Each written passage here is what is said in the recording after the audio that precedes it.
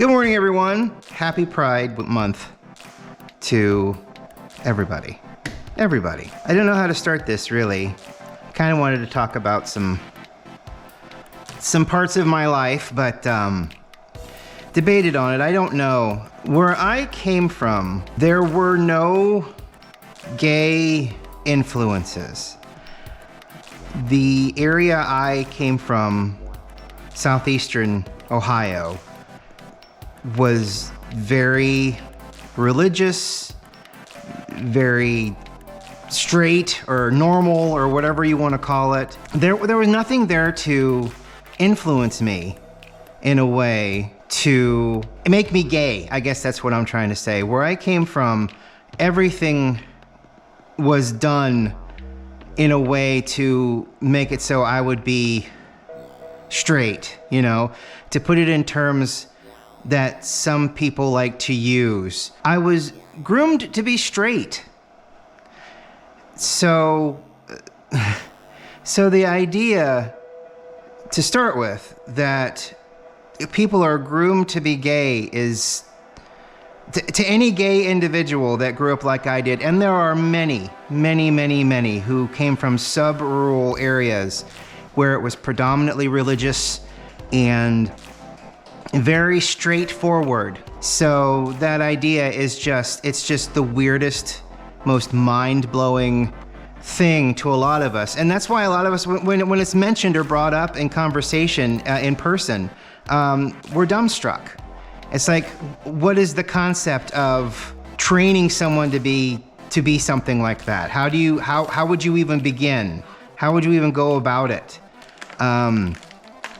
It's nonsensical. And I think my batteries might be dead already.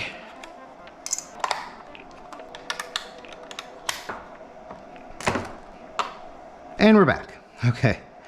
And it's another thing, when I went to college, I discovered that there were other people who were like me, but unlike me, were not afraid to be who they were. But it was 4 years of college, and I had very little interaction with them, so I doubt very much I could say, that changed me. I mean, especially since I was 13 years old, I understood who I was and did everything in my power to fight it. I had a girlfriend in high school.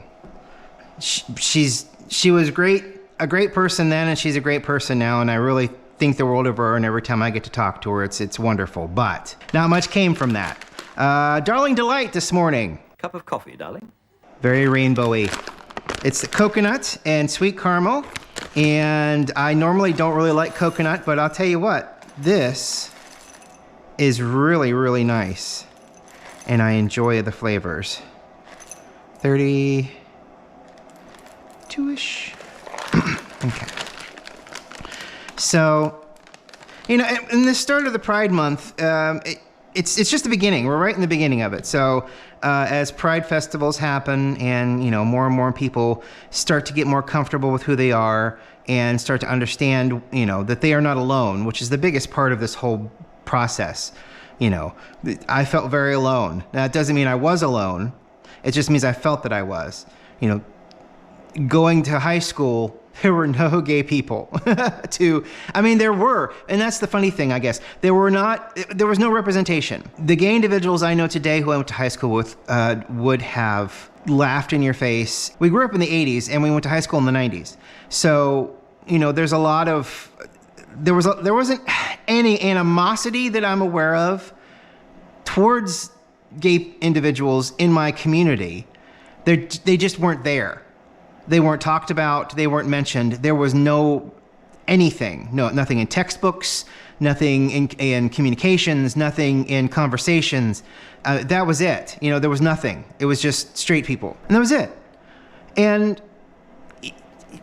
that's why those of us who lived through the 80s and 90s and are gay or lesbian or transgendered or bisexual. Poor bisexual people get left out a lot. They're a heart of the community, and transgendered individuals are the same. They just are. They're with us. They're the T. All right, so we've got this. I'm a little out of sorts today. I've also got a dental appointment So I'm not excited about that. But today, though, I am pretty excited about getting into the coffee. And this stuff is really difficult to talk about. Oops, there we go. Because, I mean, I'm just a fairly private person. But I have this medium that I can use. Sounds like the water's done. Yeah, it is. Oh, now the pot holder's clear over there.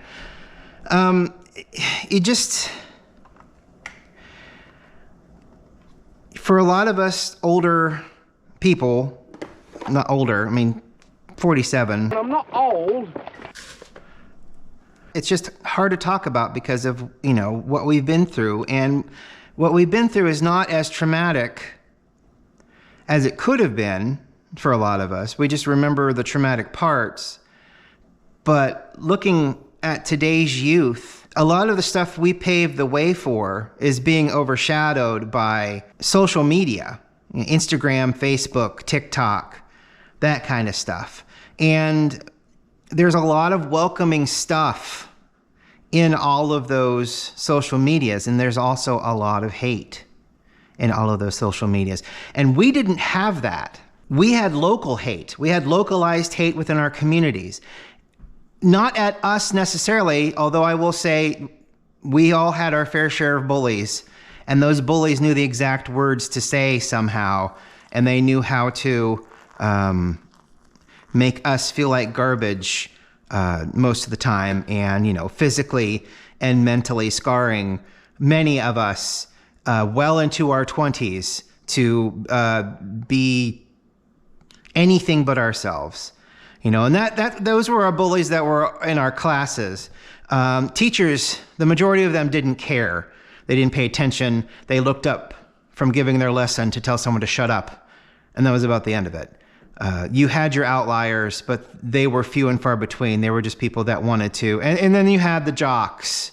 You had the folks that were the teachers that were also coaches. And, those students, for the most part, it didn't feel like they could do any wrong, and were given a lot of leeway to torture and bully folks. I was fairly fortunate in that I only had 3 bullies, one of which graduated out of the system as a 4th-year freshman when I was a sophomore, which was probably what saved my life, to be honest with you. The other bullies were mundane and boring. We'll do about 450 compared to the main bully who did a lot of painful things. So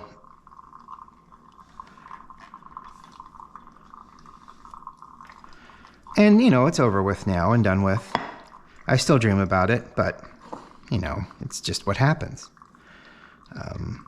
And in a sub-rural area like that, you don't have any support. So being yourself was not a choice.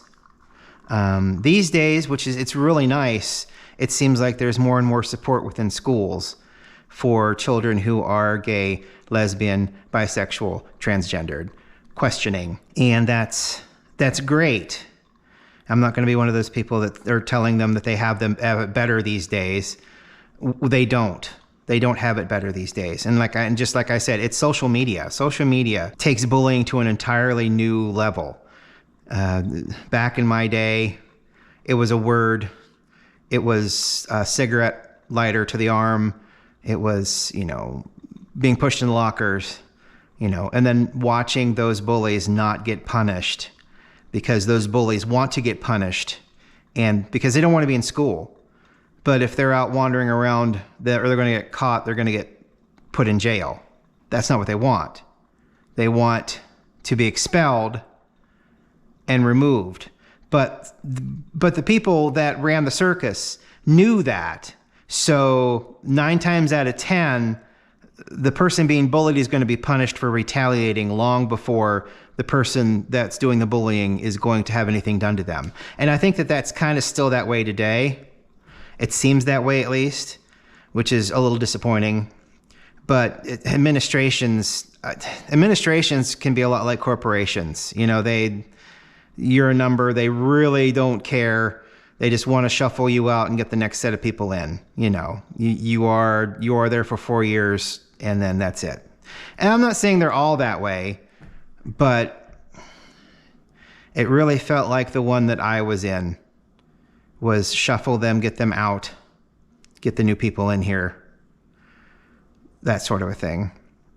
Especially in a high school that was hell-bent on propping up a terrible football team. The football team, and then the parents of the football team. Oh my God, I was in the band. I was in the band and choir, which is where a lot of my torture came from these bullies, was because I was in band and choir. I was shorter, I was fat, and I don't know, I didn't have a deep voice. And I still don't have a deep voice, but I didn't have a deep voice. And so I was the F word, more often than not. And even though those kids had no idea what that really meant in general, they were more than happy to use it as a torture tool. So, it was kids, and if it was the worst things they hurled at me, I suppose it's not good, but it could have been worse. I don't know if it's any better at that high school that I went to. As a matter of fact, because of social media, it may be worse. I would hope not, but I don't know. I've gone back for football games, but football games look the exact same. I'm surprised that the school's still sitting there, to be honest with you. There's a dwindling population in the 3 school areas that fed that school. So it may not be long for maybe 20 years. Give it another 20 years, maybe. I don't know. But it was very sub-rural. And the point that I'm trying to make is we didn't have any influences. We didn't have anyone there to indoctrinate us into homosexuality. We were gay because we were. It's just the way it is.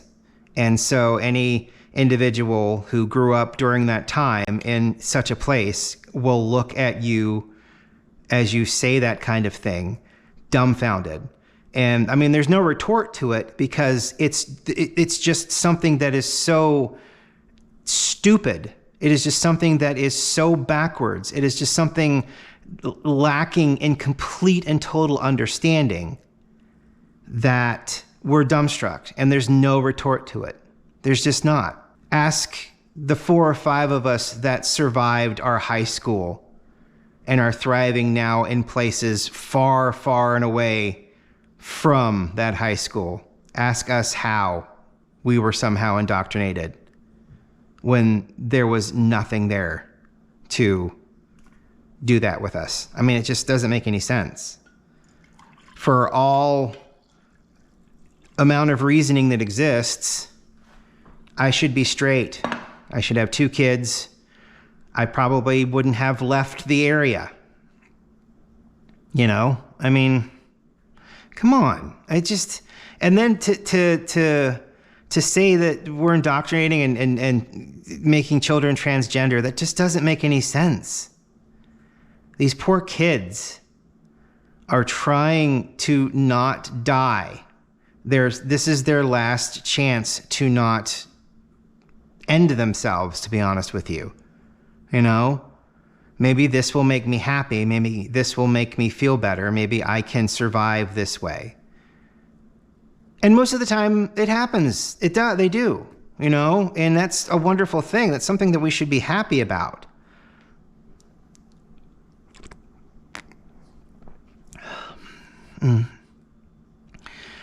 The Darling Delight's really good. If they're still doing this Indiana Jones themed coffee and you like coconut and caramel, it's actually what it says on the side of the bag.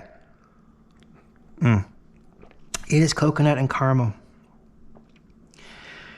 So, I mean, we just need to we just need basic understanding. We just need a basic thought process. We start with the fact that it is not possible to turn someone gay. We start with that and then we work our way down. Number one for a lot of folks is the understanding that gay people are not vampires. We don't turn people. It's not possible. You start there and then you work your way down to helping. The basic understanding is what we need to start with.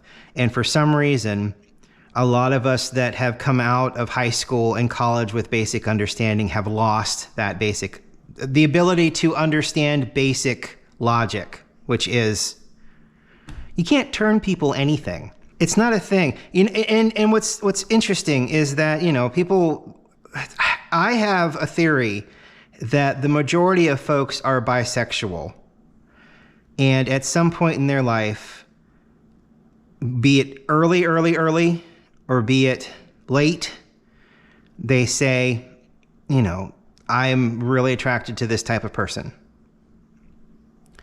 So, I mean, that's just my theory. I think it's practical, I mean, it makes sense. This country needs an enema. It just does. It needs better understanding of how things work. And it's just, I don't know how. I just know the product of which I have come from. And at no point during my grade school or high school career was I made aware that I was normal. I was always abnormal. I was always broken. I mean, the reason my girlfriend broke up with me is because I didn't kiss her. Gave her the class ring. I think she had one of my jackets once. The whole thing. And then she broke up with me because, you're not kissing me. Why won't you kiss me? And I'm like, I don't know. I don't really want to do that. Holding hands was fine. I didn't mind that. It's nice to have contact with people, but kissing? Ooh, I don't know. I'm sorry. That's just not for me.